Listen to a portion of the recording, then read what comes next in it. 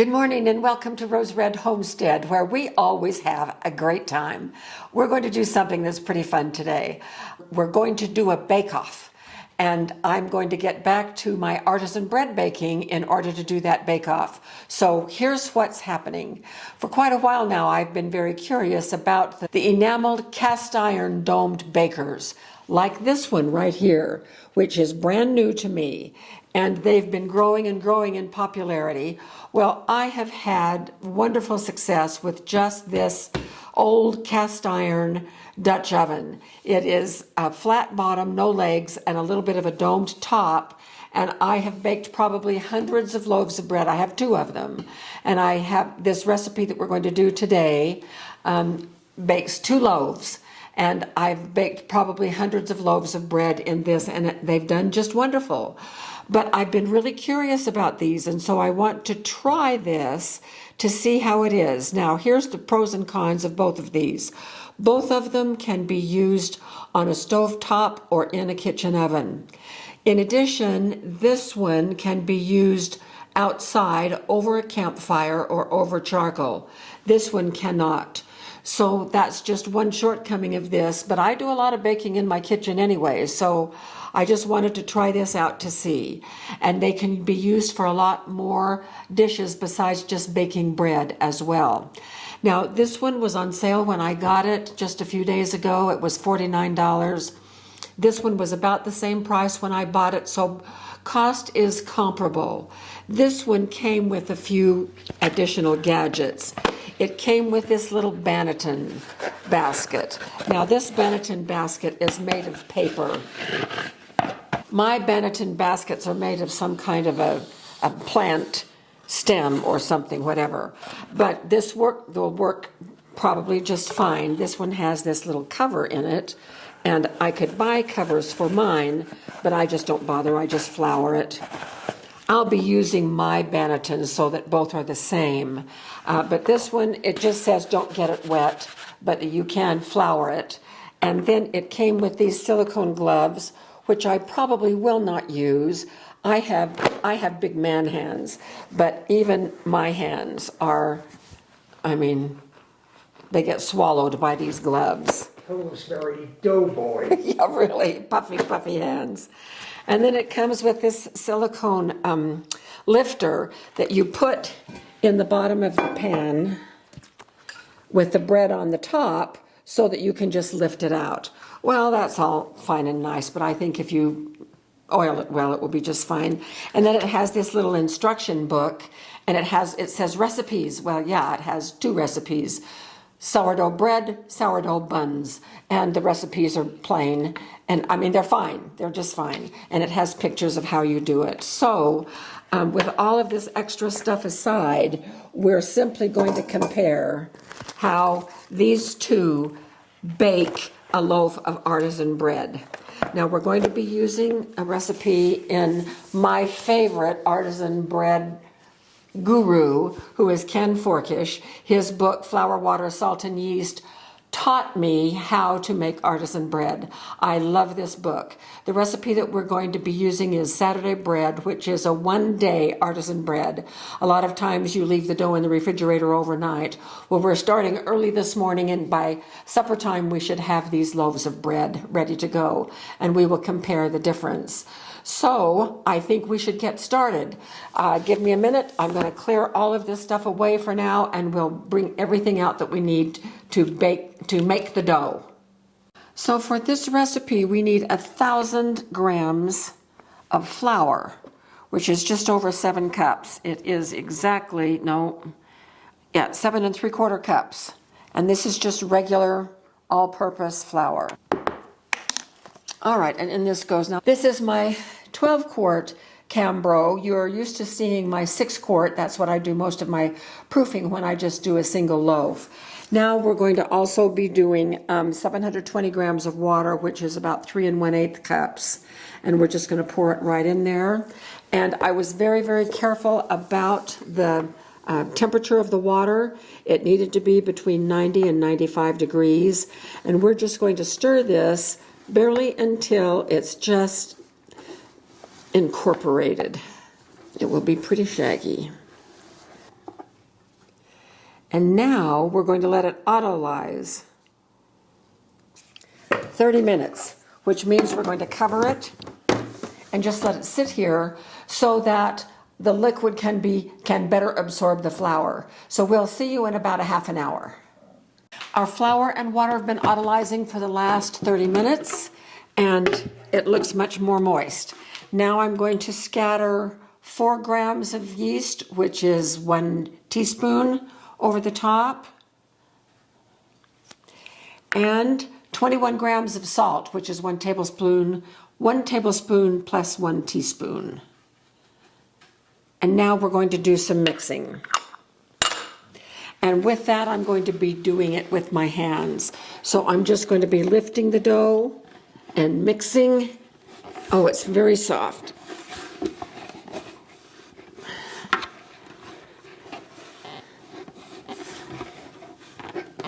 And pinching, doing the caterpillar method. That's what I call it. And then folding it over. I'm going to pick up that flour if we can.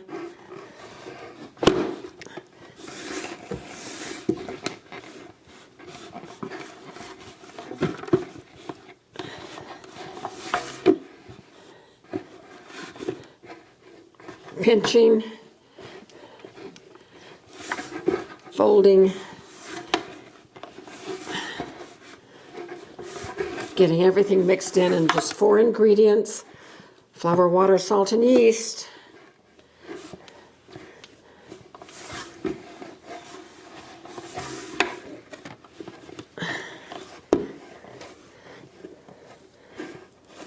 Now this is very little yeast for this much dough.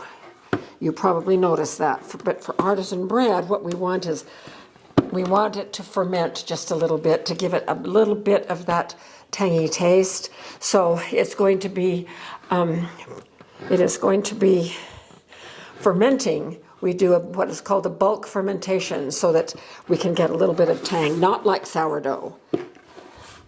Okay, so now what happens? We're just about to go into the bulk fermentation right here.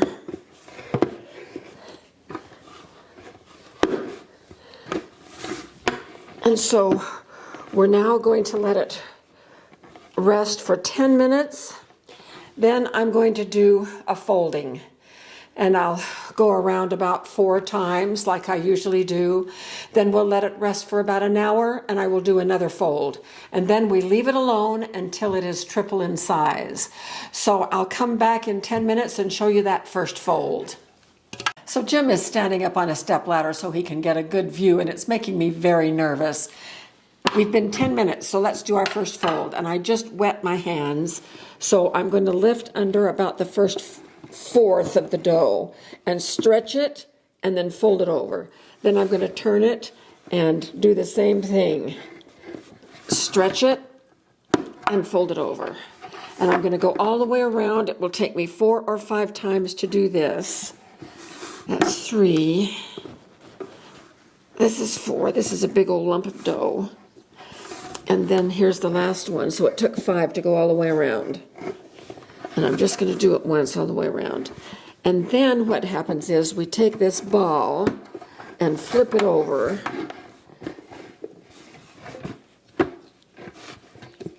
And now we'll do a second fold, and that will be our last fold once the dough has relaxed and kind of spread out a little bit, which will probably take about an hour. So we will bring you back for that one as well. This whole bulk fermentation is going to take about 5 hours because we use such a little bit of yeast. But oh, this bread is just going to be wonderful. So we'll see you back in about an hour. So it has been about an hour. And you see how it's all relaxed and spread out? I've wet my hands. It's time for the last fold, the second fold. So again, reaching under a quarter and pulling until it resists. Oh, this is beautiful. It's coming along lovely. Oh, wow. It's really great.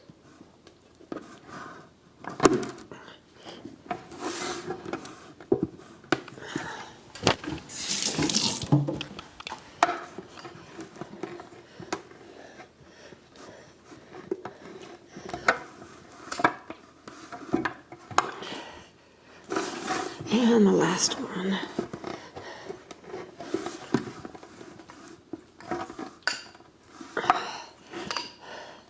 Wonderful dough. Okay, now.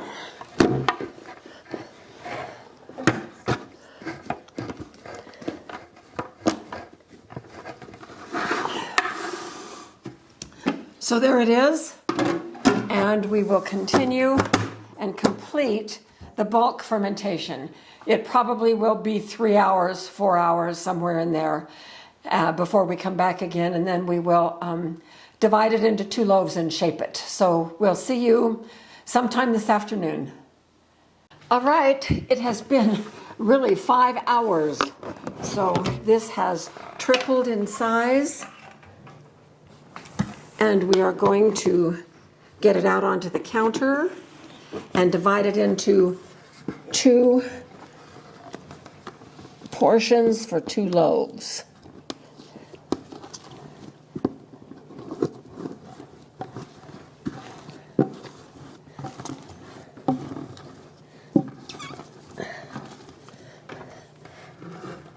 So here's our dough blob.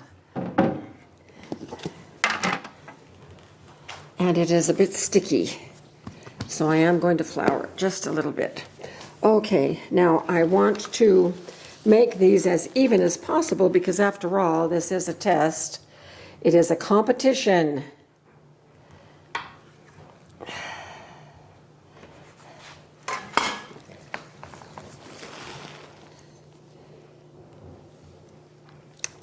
$8.08, $8.54.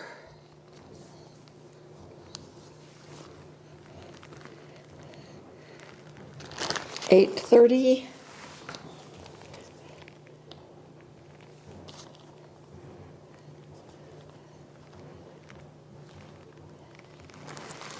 okay, we're even as we're going to get. All right, now the next thing that happens is we need to shape these and get them in the Banneton baskets in order to have their last proof. So I'm going to pull the top over and mash it right into the center of the back here until we make a nice bowl, round ball.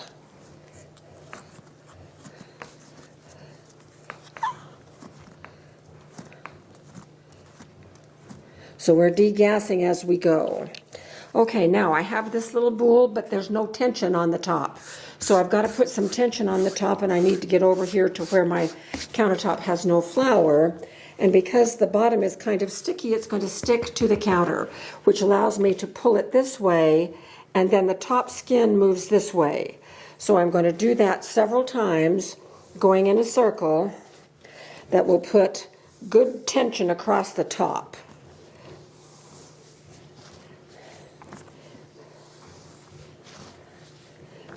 And it's smoothing out, it's pulling the wrinkles out. I got a couple of bubbles here.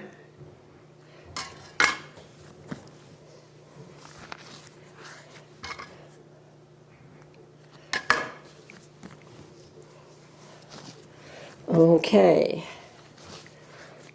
So our beautiful little ball is going to go in this Banneton. And we are going to cover it with this food cover and let it proof. And we're going to do the same thing now to this one. Pulling it into a ball.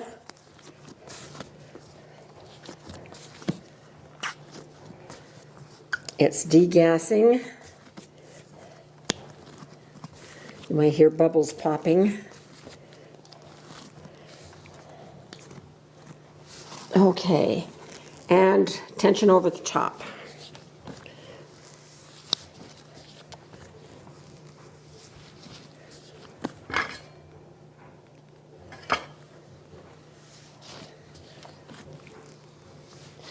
All right, this one is really nice. I floured these bannetons before we turned on the camera, so they're ready.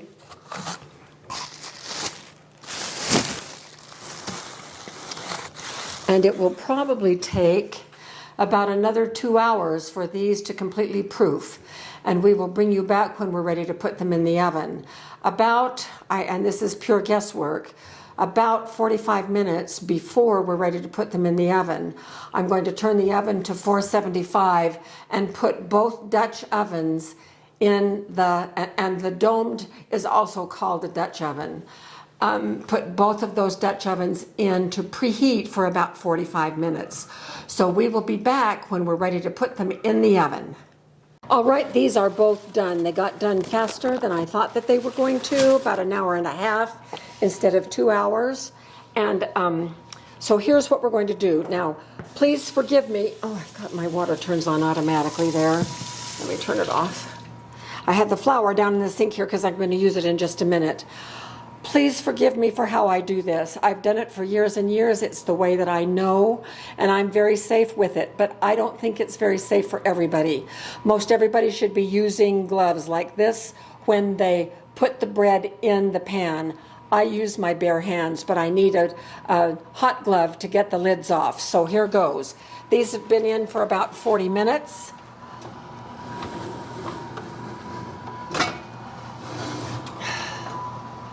So there's the one that I'm most familiar with. Now, here's how I do this. I get my hand floured and I put the bread over in that hand. Now this, remember, is the bottom side. Most people put the bread in up this way and they score it. I put the bottom side up because it opens like a flower because of all the ends that we put in. So I squish it a little bit and drop it in. Put the lid back on. As for this one, this is heavier. The lid is heavier.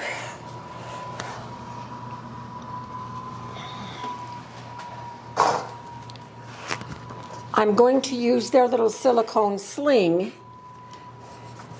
to do this one.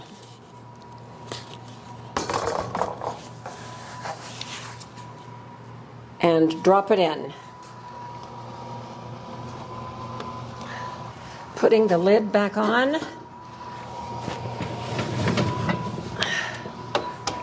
And there we go. For about 20 or 25 minutes, then I will remove both lids so they can finish browning, and we'll see what we get. So, very exciting.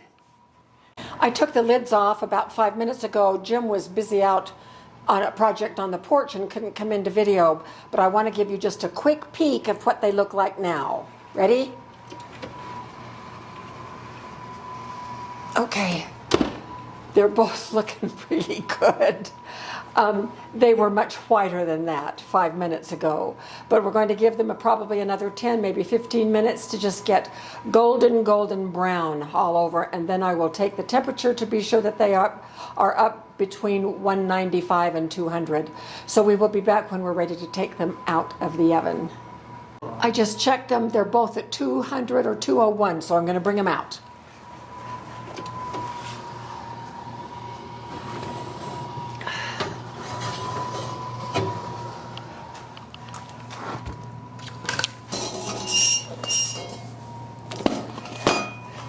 So, the black one is going to be on the right, and the white one will be on the left.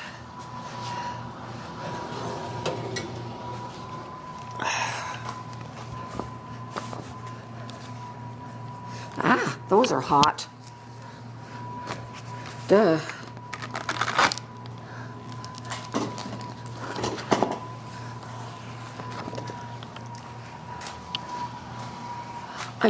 These are so hot, I don't want them on my countertop. The oven is off, and so I'm just going to put them back in the oven and let them cool. Even with those little trivets, it's still very hot. Okay. So, we have just a tiny bit of a difference in shape. This one is a little bit drawn more out this way and more rounded on the top. This one is more pointed. There was plenty of room for this one to get pointed, but the bottom bowl was larger, so it didn't force it up. This one hit the sides and went upward. So they are both absolutely beautiful, and I love the way the top does, just opening like a flower all on its own by putting them in upside down like that. So I don't think there's appreciable difference to them. Either one works beautifully for artisan bread. I really do like my good old standby black ones, but this new one has other possibilities as well, so I'm glad I have it. The huge advantage in my opinion is the fact that the black one can be used outside on our off-grid heating. We can use it on the rocket stove. We can use it over a flame. We have a little stand that we can put it on and use it over charcoal. So it's a little bit more versatile than the white one is. I love the white one for its beauty. And I hope they're still on sale right now. Can you hear the crackling?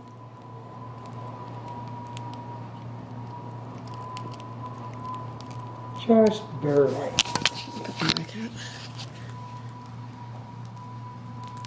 There we go.